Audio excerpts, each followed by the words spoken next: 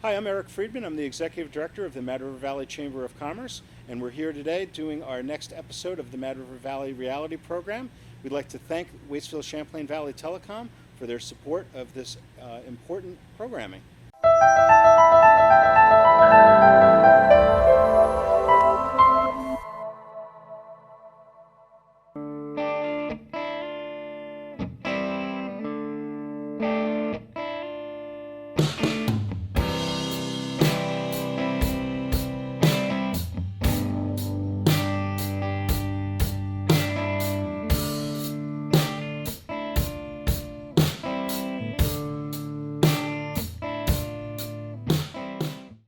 Hi, welcome to Mad River Valley Reality. We're here today talking with Lorien Wroten and Kim Donahue here at the Round Barn, and we're here to talk about their experiences during the pandemic, how it's impacted their business, and how they've created a vehicle to help their community.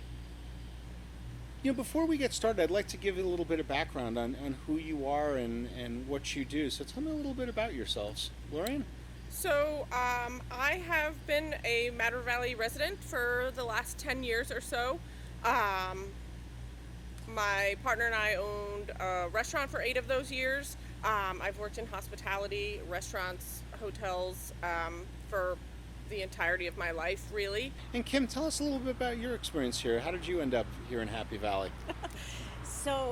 We've been here for 6 years now when we purchased the Round Barn in June of 2014. And we've made the Mad River Valley our home and our life, and we're entrenched in the community now and loving every minute of it. So, one of the things we really wanted to talk about was how things have changed here since the pandemic happened and what kind of went down. So when the pandemic started back in March, and we all remember it really well, tell us about what was going on in the restaurant community and the lodging community and how that was going down. Here in the Mad River Valley, it was just about St. Patrick's Day, and we were all kind of looking at how we were going to be able to lengthen the season because the snow was really great and the weather was really cooperating and the valley was really starting to rock. And then we were all forced to create this new reality, right, where there were no more guests and there was no more skiing and there was no more anything. So I'm Italian. I like to feed people, and we had food, and we realized here that so many of our neighbors were not able to get out. Food was inaccessible to them. Most of the restaurants had closed at that point here in the valley, and we had food. So we came up with a format called Feed 4 for $40. We wanted to be able to feed a family easily and affordably. So for $40, 4 people could eat, and then you could probably have lunch the next day too. And we just wanted to do a nice homey meal where people could come, put it in their oven, feed their family, and then forget about it. People were homeschooling already. That's how we came up with the Feed 4 for $40, which was kind of the germ of the idea that got into Lorien's brain. Yeah. So, Lorien, can you kind of speak to what was going on in the restaurant community at that point? Yes. So, just to mimic, what Kim said, the thing that stuck out the most to me was how, it really was just a light switch. And at that point, no one really knew how long it was going to be going on, what it really was, the impact was going to be. But what everybody did know, and what we all know from experience in the Mad River Valley, is that, we count on every one of those winter days in order to survive for the rest of the year. And so for it to be cut short was really challenging. And so we knew that was going to be a problem regardless of how long it lasted, because we all count on every last day that we can get out of winter. And so that was a real stark thing that stuck out to me. I happened to find myself, in the life's game of musical chairs, that I wasn't currently a business owner at the time, and I was working on multiple restaurant jobs, and I found myself for the first time in my professional career without a 16-hour workday. So my brain started working in different ways, and Oh, you didn't just catch up on Tiger King? right. But I thought it was it's just hard to articulate the time, but I knew that it was a struggle. I knew that for restaurants, this, not just in the Mad River Valley, but everywhere, that this was going to be altering. Like, whether it lasted 1 week or a month or a year, that this was going to alter the hospitality industry as we knew it. And so within that sort of burning fire, I also felt like there was a lot of opportunities for us to do better in our communities around. And so we just started trying to think about how everyone at that time was trying to think about how they could help and what they could do. At that time, in March, everybody was mostly closed. Some restaurants and lodging facilities you could see were trying to flex, which I found really inspirational. Right. And it was really cool to see the creative ways that people were coming up with trying to continue to feed people. But it also stood out to me, as it always has in the Mad River Valley community, that those of us who live here and work here and then next level try to run businesses here, we don't do it because it's the easiest place in the world to do it. It's very challenging. It's very independent, even under the best of circumstances. And so what works for one person doesn't necessarily work for someone else. And it was very interesting to see how necessary it was for some people to flex and change, and also how necessary it was for some people's models to just stay dormant.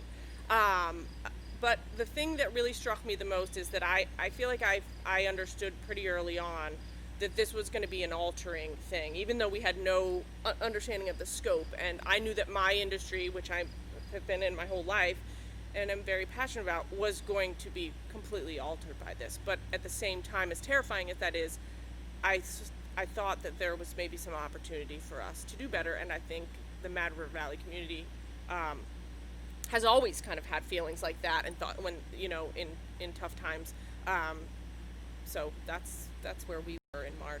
Yeah. So, the other thing that I think that I recall happening at that time was that no one knew how long this was going to go on, and we were concerned about people being vulnerable. Yes. And can you speak to that a little bit? I know you talked about wanting to feed people, and I mean, I think there was an effort by a lot of people that businesses were trying to freeze food and get food ready, expecting really a major need for emergency relief. Right. So, Jim is a Rotarian here in the Mad River Valley. And Jim's your husband. Jim is my husband. Yeah. And the Rotarians were very supportive of the dinners that we had been doing. So that group was top of mind for me, and I recognized that many of that group were compromised, and they weren't able to get into the grocery store. We weren't really sure what the economic impact was going to be on any particular group at that point. So we knew there were vulnerable groups in the valley just because they touched our lives in so many ways. Right. So, like I said, we just wanted to make sure that our neighbors would be able to be fed. And I think that, in those first couple weeks, in the spring snows that we had, I was driving around delivering meals to people's doorsteps who I knew were vulnerable, who maybe didn't know what resources there were available to them, because at that point, we hadn't really all had a chance to get our arms around the resources that were available. There wasn't really a culmination or a point where everybody was collecting this information. So the community fund was, of course, the go-to spot for me to think of, because I knew that they would know the vulnerable populations in the area, whether it was people who were compromised, whether their health was compromised, or whether they were economically impacted. So we came up with the concept that for every 4 meals that our neighbors purchased, that we would donate one meal back to the community fund. So it was feed for 40 and feed your neighbors too. So one of the things that was critical for us, for me personally, was the aspect of dignity in this. There were people who may have needed help that were not accustomed to asking for help, who didn't know where to ask for help, and the community fund was that spot that made sense. So what we found was our neighbors wanted to help their neighbors. So out of demand, our neighbors asked us if they could buy certificates that could be donated back to the community fund. And it was humbling. And it was amazing to see how important it was for our neighbors to help their neighbors. So that was kind of the genesis of the MRV Eats, Yes. right? So how did that happen?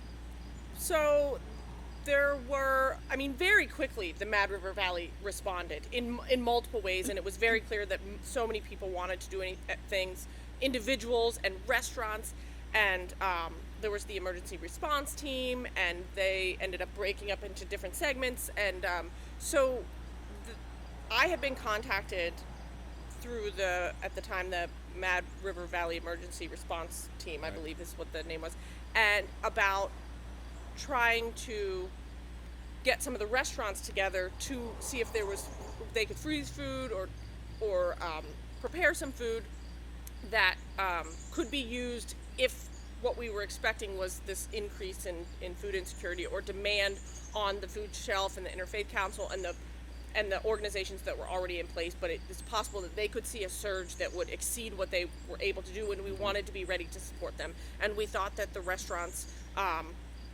could participate in that and get money for it. This is certainly not the time to ask the restaurants to give free food away, but that could help in that way. And then, so that was happening. That's how this sort of started happening. And Kim's work with the community fund, members from the community fund, Rebecca Baruzzi and some others, were also working on this emergency response team. And so from the very early on, I really respected that the Round Barn had made this switch to feeding people. And I was like, wow, that's really, because they knew that the weddings and events were probably going to be an issue. And what I really liked that the community involvement, and from just knowing Kim personally, she was telling me how great it was that then people were wanting to buy these certificates. And at this point, the community fund had a lot going on, and they were really supportive of it. They had access to they had the best access at that point to the people in need. They already had these relationships built. They had a list of people that apply for their grants. But they were inundated and doing a lot of things. So actually getting the vouchers out was that was a little challenging for them early on. So they asked me to help with the distribution of the vouchers, although the names were kept private, and the response that we got was the second thing that really ignited this fire about MRV Eats, because the vouchers that Kim created, you were able to send to someone, or somebody could give to someone, and those recipients could go directly to the Round Barn website, choose what day and meal looked the best for them, and order in exactly the same fashion that everyone else did. And the response to the kind of choice was so moving, and people were... This isn't just government cheese. Right, this was, the fact that they got to order, and nobody knew, it didn't look any different than anyone else's experience, and we were getting this feedback that from people that were newly juggling homeschooling and both working remotely and kids at home all the time, and saying, wow, my daughter had a birthday this week and there was no way, so this was how we celebrated. And a mom that said, my husband takes the kids on the family bike ride every single day because we both work and stuff. I never get to go on the bike ride because that's when I prepare dinner.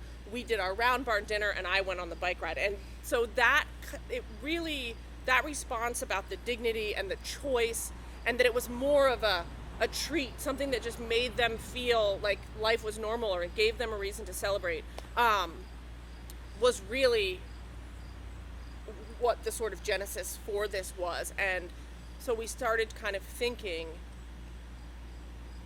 could this be something more? The important part for me was that it was the anonymity of the redemption. It was that when they placed an order for their food, they were in the system, in our ordering system, the same as someone who had paid dollars for their meal. So they were completely anonymous. We didn't know who they were, other than that, hey, look, our neighbor is picking up a meal.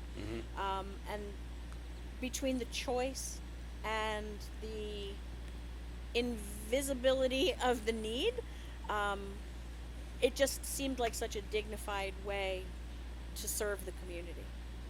So how did this evolve into what's now MRV Eats? So what we saw very early on, which was really mind-boggling to so many people, but has since become, I feel, a little bit more clear, is that we weren't the organizations that were set up to serve traditional food insecurity were not getting inundated. What they were getting inundated with was with donations and with and food and support.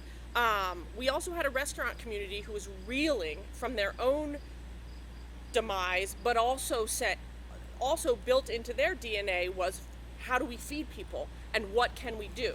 And then we had a community of private residents and organizations who were saying, what can we do for the restaurants, for people in need, for all of these things? So we kind of thought, can we do two things at once here?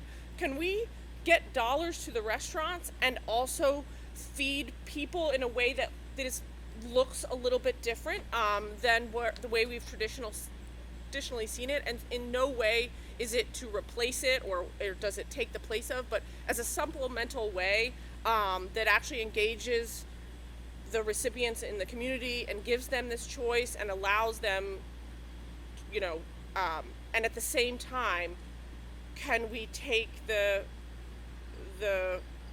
passion and generosity of the people and organizations that have the ability to give to fund the restaurants to feed the people?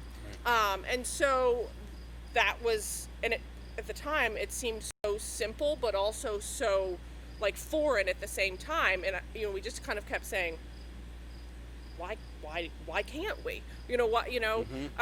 So that is really how it started to come together. So the idea of this is really, it's a win-win for everyone. Can you kind of explain the concept of it? Sure. So what MRV Eats aims to do is two kind of arms of its mission. One of them is to, and they're both equally as important in my mind, to basically, it's to feed people and to feed businesses. And sort of we had this thought process that everybody needs to be fed in order to thrive. This is a initiative that was brought, that we thought was more about thriving than survival. This is something, although it is survival, I think, for a lot of people and the businesses, but what we aim to do is get real dollars to restaurants and also feed members of the community and multiple layers of members of the community. So, we certainly want to determine people that are in actual food insecure need, and so we are building relationships in an effort to do that. But we also thought that there was this middle level of need that was people that just needed a break or something to brighten their day or make them feel, our new favorite word, normal. And, and that we had a restaurant community that was literally dying to feed people. And what we also understood was that the individual restaurants didn't need for us to ask them to give something away or to discount it, and they didn't need for us to come in and ask for each one of them to do some sort of blanketed one-size-fits-all thing. That the best thing that we could do for the restaurants at that point was to make it easy, to let them work within their own individual parameters without disrupting that in any way, and to give them real dollars for their product. And we thought that we could accomplish both of those things. That's cool. So Kim, where are we at with this now? Well, we're still offering the Feed 4 for 40 meals, and we are we're the proud participant in the MRV Eats, and we I can tell you it's invisible. We're still cooking food and making sure that we fulfill our orders, but again, the beauty of the program is that I'm fulfilling the orders. And there are other restaurants right now. We're sort of in a test phase at this point, right? So we really wanted to. It was really important to me coming from, the restaurant and business ownership background, that this was a real streamlined process and very organized for the recipients and the participants. And the participants is what I call the restaurants or providers. And that it was easy for people to understand, because nobody. The last thing I would want is to make life more difficult for the providers or the recipients, an already stressed out population, whether it's from food insecurity or just their new juggling lifestyle or whatever that is. So we wanted it to be really, really well organized and well thought out. And at the point that we first started, there wasn't a ton of restaurants open. A lot of people at that point, it was only carry out was available. There was a new online ordering component to a lot of places, and so we were trying to figure out a way in which we could get these funds out to people, in which they had the freedom to use them, but that they were still organized and trackable and worked for the restaurants. So we did a lot of testing and thinking it out and trying to come up with lots of different ways to maybe do it, from my pie in the sky or idea that I thought that we might be able to create some level of virtual currency just for us, which apparently we're not quite there yet. So you're not a Bitcoin investor at No, this but point. I really thought, and all the way to the other end of the spectrum of just literally throwing paper dollars, monopoly money out. And we kind of came to a happy medium that we feel like is the best case scenario for now, that works. It has some limitations, but it's working. So we did a test group at first we thought it was going to be a lot just so online. You went through the phase where you didn't know how long it was going to last, and you didn't know what it was going to be like. And then there was sort of this phase, at least for me, that I just thought that we were never going to be able to do anything except virtual anymore. We were never going to be able to see each other again. Right. We were never going to be, and so and now it evolves. But so we had a test group of people. At that point, I thought my best bet was Square users. So I picked the Square users that were open at the time, had an online ordering component, and very honestly, and everybody that I've talked to in the restaurant community, that I already had a relationship with, that I felt like we could work some of these kinks out before trying to extend it to the further restaurant community, because again, we wanted it to be so user friendly for the individual restaurant. So I wanted to sort of work the kinks out with some people that I knew were open to that. And so our test group food providers were the Round Barn, the Sweet Sabat, and Toast and Eggs. And they have been really, really amazing. That we did work out some kinks in the program, and we also were very carefully chose our recipients for the test group, because I intentionally steered away from what I was trying to tap into an actual food insecure population, because I didn't want to work the kinks out on that population either. I wanted to not add additional frustration or confusion to the program. So we did some really successful testing of the program with those three. We were able to kind of come up with a standard operating procedure that then is able to be individualized for each restaurant, which again, very important part of the program. And we just this week I've started adding additional restaurants. It is the onboarding, and there's a little bit of administration getting their operating procedures for each adding of restaurants. So at this point, it's a kind of a slow procedure, and I think that we can handle about 3 new restaurants a week. I'm kind of trying to do them in groups, but we just are adding our 3 new. We're in the process of adding those 3 restaurants this week, which is the Hideaway, 3 Mountain Cafe, and Tucker Hill, and I'm hoping to have funds that will be used at their establishments go out this upcoming week. That's really cool. So the testing has been working. Yes. And I can attest to the fact that, I mean, as from the chamber perspective, we've been kind of watching this, and we really want to help, because there are, Yes, absolutely. the restaurants are our members, and we want to try to help them out. And we were so thankful that you guys were taking this on, and the best ideas in our community tend to bubble up from the grassroots, for sure. Yes. So we're a limited organization, and in terms of our horsepower to do things. So I've been really amazed by the fact that these businesses that are really down are caring about their community, Yeah. which is amazing, and caring about others while being really selfless Right. in a lot of ways, which is really cool. So it's nice to see that money's going to come back to them, which is really, really important, so that they survive. Right. Because the restaurant community and the places like the Round Barn, and all of them are why people come here. Right. Absolutely. And why people want to live here. How do you identify the people in need? So that has been probably one of the handful of questions I feel like, for me personally, that has kept me up at night the most, is how to do that in a way that works. There's really two segments here.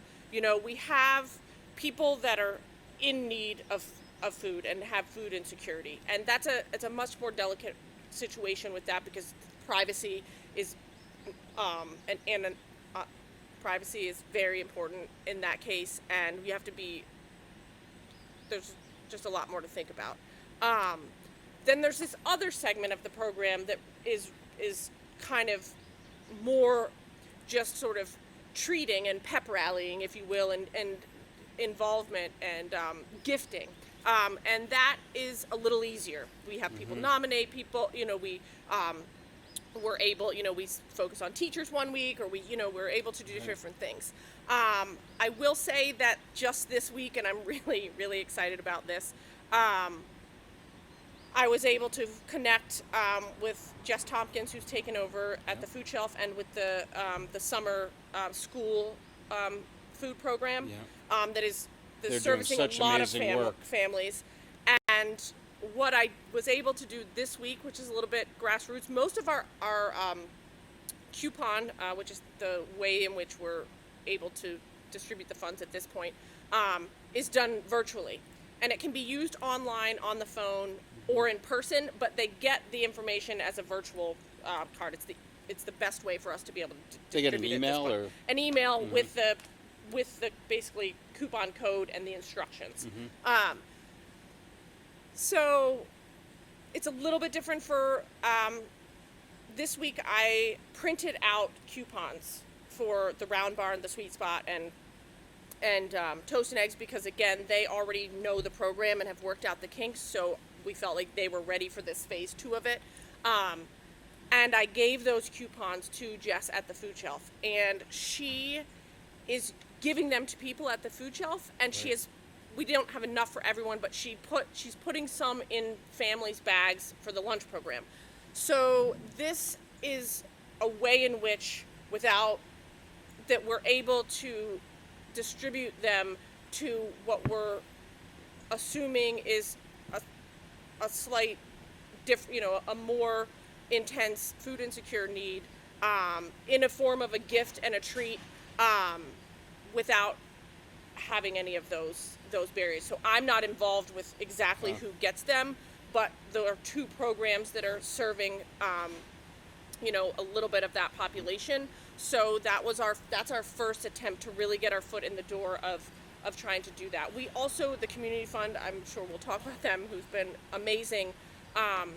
Sometimes I don't specifically do it, I will send them to them, and they are able to distribute off of lists that they have, without involving me in who it is. I think as this situation continues to evolve, we're going to see another big shift in the definition of food insecurity now that some of the unemployment benefits are changing. with the announcement of that schools are going to be kind of a hybrid between home and away. I think that the definition of who has a food insecurity is also evolving. Lorien touched on it. It's not necessarily just the community that needs a little help at the grocery counter, maybe at the checkout, with making ends meet. But food insecurity also comes in not having an accessible way to feed their family. It's the mechanism of feeding their family too. If parents, one's going to be working in some form or fashion, hopefully at some point they're flexing between helping with homeschooling, helping the community, and supporting their families, not being able to cook is as much of or prepare food is as much of an insecurity as not being able to afford it.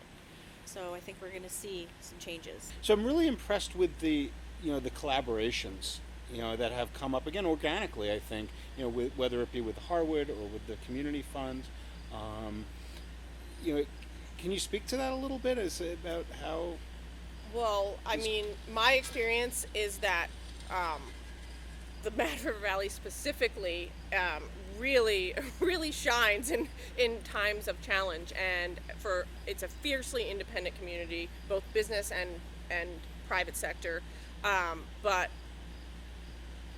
we have historically, as long as I've been here and from what I've seen going back, really, really come together and help each other. And so I think this sort of feeling of being fed and feeding each other goes back through the entirety of the history of living things, and it really is such a community thing to come around, that it has been really amazing to see the collaboration. Not shocking, but it makes me very, very proud to live here, and I know probably I'm not alone in that sentiment, but the organizations in the private sector in this community tend to really do their best, really, really put all differences aside and come together. And that's the feeling that I got on this, from the very, very beginning. So it's been really great to have the support and the teamwork, and it's not just a one, person initiative. It requires sort of, it's this circle of feeding each other and feeding businesses, and that is just that has been really inspirational. So, can you talk maybe, Kim, about the relationship with the community fund and what's happened with them and their part in this? Well, really, Lorien has had the most interaction with the community fund. As I said, the community fund for us was just top of mind, knowing that they were our go-to to be able to distribute whatever aid was going to be available, and that they would know where the greatest need would be. So working with Rebecca and working with the emergency recovery team at that point, or disaster recovery team? Emergency response team, yes. Bitcoin. They were the ones that could mobilize the quickest at that point. I want to interject just because I do, which everything that Kim said, but for the MRV Eats program, the community fund is the reason that it's able to be doing what it's doing. So they immediately got behind this idea and didn't just emotionally support it. They actually said, "Hey, we think that this is a really great idea. Let's move forward with this," and have agreed to incubate it under their 501c3, because at that point getting a 501c3 status would have taken, it takes too long, and we wanted to get something going. And they also gave it funds. It gave it seed money. So it's the money from the community fund, and the East Warren Market then also donated, and but they are incubating it and have provided the startup funding for it, and have provided the guidance and services of their board to help with it. And so it's just, it's such an amazing thing that they wanted to be a part of it and wanted to incubate it and really give it an opportunity to get started and get started quickly. And we're really supportive of, myself to, they gave me a lot of support and confidence to sort of work it out. And so it's really been invaluable, and it's a remarkable way for them to, they're able to serve the community in so many different ways. It's so interesting, the list of ways that they're able to serve the community. It's a remarkable organization. Right. I mean, it really is. Arthur Williams is shining down on us, right? It was interesting. I think when we first started talking about this concept way back when you kind of reached out to the chamber and we were talking about it, and one of the things that you said was that you felt like this is something that could have a lot longer legs than just this particular crisis. Can you speak to that a little bit? Yes, absolutely. Once we sort of developed this idea and had some support and thought, okay, well, yes, why can't we do two things at once? We started thinking that this could possibly have an application to other communities, not just in times of trouble, but always, and could help support a stronger sort of fabric of a community that kind of was based on this notion that people need to be fed, businesses need to be fed. In order for communities to thrive, you need strong network and collaboration and a fabric. And then we really started thinking in a supplemental way, not a taking it over, that this could be a modern way to supplement the way people look at food insecurity and traditional food charity. And that became something that was really intriguing and interesting in this choice, and that it's not just about boxes of food, and that it could be a way in which to engage and change the way that we look at what traditional food charity looks like. And I think that's another place that I really thought that we really started thinking that this could really go different places. Mm-hmm. Well, when we were talking about it in the very beginning, we were talking about this virtual currency, Bitcoin, but we were actually thinking of it on a more global scale. We actually had to start thinking about it on a larger scale and funnel it down, and it was just natural that it expanded back out again very quickly to say that it's not just a hyper-local problem. It's not just a hyper-local situation.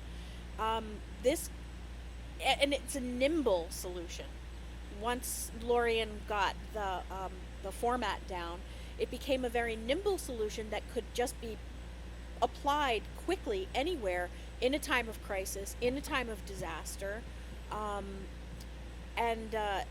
think that's how we really started to think about it really being much bigger than just this particular moment in time. And it seems like some of the best ideas that ever come up are very simple. I mean, it really, everyone talks about these buy local campaigns and things. I mean, this is kind of the ultimate buy local campaign. Absolutely. We're taking donations from people that have it to help restaurants that are struggling, to help feed people. Right. And it's paying for employees too. So yes. it's all keeping the money right here in our community. And one of the things that they always talk about, from an economic terms, is the velocity of the money, and that it's keeping it all local, and that's really, really impressive. Yes, and I think sometimes some of the best ideas are very simple, and I think sometimes I know, especially early on in the program, I got myself bogged down in that the premise was so simple. We have people that have funds that want to give those funds. We have people that probably need to be fed. We have restaurants that need money, so we'll feed the people, we'll give the restaurants money. It is so simple, and I think sometimes we try to make it more I got bogged down myself in making it more complicated, but it really is simple. It's as simple as feeding our community in all the ways. So how can people donate to this if that was So something I you wanna will, do. yes. So we are able to accept donations on our website, mrveats.org. And then we haven't, frankly, done a ton of fundraising. That's sort of the program mechanics is what we've really been working on, and getting operating procedures for adding restaurants and distribution and all of that. And then very soon we're going to have to kind of go into the fundraising phase. But as of right now, people can go to the website and donate. They can send checks. There's information about all of that on the website, but we haven't really started a bunch of formal fundraising as of yet. We've been really, really fortunate, the support of the Community Fund and the East Warren Market, that we have had this startup money, and that has been really beautiful because it has given us the time to be able to actually develop this program in stages, which I believe very strongly is really important to whether it survives and becomes, something that lives longer. So had we not had that money from them, we would have had to spend a lot more effort right now trying to fundraise and less on the program mechanics. So it's been really nice to have that safe place to be able to develop the program. And I have to say the website is really, I think it evokes what you're trying to do. It's a simple idea, and the website's very simple. It's super clean. It's really well done, and you can see it's very easy to donate. It's very easy to see who the restaurants are, and that's a growing list, and Yes. it's nicely done. Because we'd also really like, as we said, the one of the major components of this is promoting businesses.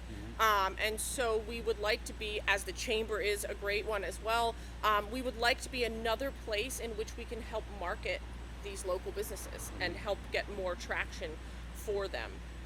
So we really want the focus to be on on the local businesses for sure.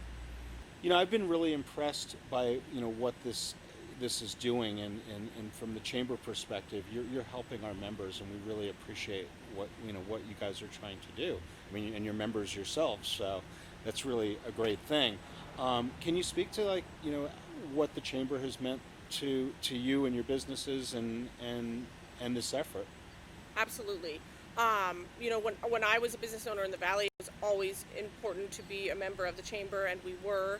And it's been really great over the last decade to watch the chamber evolve and flex, and I really honestly feel that now more than ever it is more relevant and valuable, and the hard work that's been done by you and the board and everyone over the last years has really, I think, really shown. And in times like this, it becomes even more relevant. And just early on, from a support standpoint, I think as the program develops, there's a real opportunity for it and the chamber to have a formal relationship that really helps each other.